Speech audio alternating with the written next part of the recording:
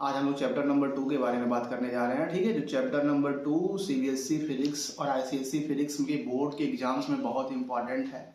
ठीक है, कैसे क्वेश्चन आते हैं और कैसे क्या हम लोग पढ़ें कि आसानी से वहां से पूरा का पूरा नंबर लेके चले जाए। ठीक है, तो उसके लिए हमें क्या करना होगा, इस चैप्टर से जहाँ तक मैंने देखा है प्रीवियस ईयर क्वेश्चंस को बोर्ड के, तो वहां से ये दिख रहा है साफ साफ कि न्यूमेरिकल्स फोकस है, न्यूमेरिकल ज़्यादा आया है।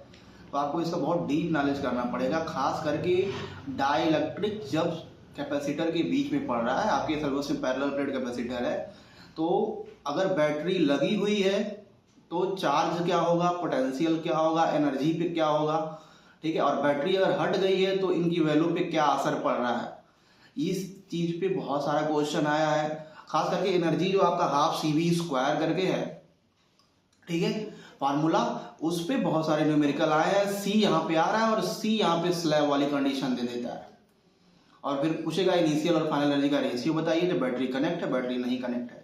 ठीक है, जनरली आप इसके बाद अगर डेरिवेशन की बात करें तो कॉमन पोटेंशियल का डेरिवेशन आ सकता है, लॉस इन एनर्जी का डेरिवेशन आ सकता है। ठीक है, जैसे आपको जनरली एनर्जी का फार्मूला हाफ CV² याद होगा, तो C की जगह आप क्या कर देना है, ठीक है, C1 कर दीजिएगा। ठीक है, और V क्या है, डेल्टा V कर दीजिए, मतलब फाइनल मास इनिशियल का स्क्वायर कर दीजिए। We can say 1/2 C1 into delta V², ये एनर्जी का लॉस हो जाएगा। चार्ज का लॉस निकालना है या चार्ज की वैल्यू में जो वेरिएशन आ रहा है उसको निकालना है, बस स्क्वायर हटा देना और सामने से 1/2 हटा देना है। ठीक है, तो C1 और चार्ज का, ठीक है, पोटेंशियल का V1 - V2 हो जाएगा। ठीक है, डन।